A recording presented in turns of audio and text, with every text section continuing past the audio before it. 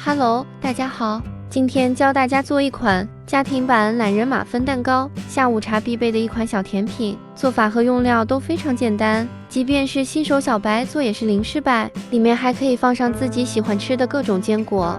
配方是6个的量，先把2个鸡蛋打散，再加入牛奶搅拌均匀，然后再加入细砂糖搅拌均匀，把糖搅化。接着再把食用油加进来搅拌均匀。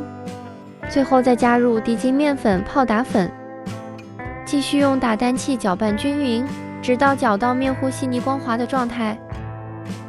再将面糊装入裱花袋中，再挤入纸杯模具中，大概挤到7分满左右就可以了。最后在表面撒一些自己喜欢吃的任意坚果。烤箱上下火175度，提前预热15分钟，放进烤箱后再烤25分钟左右。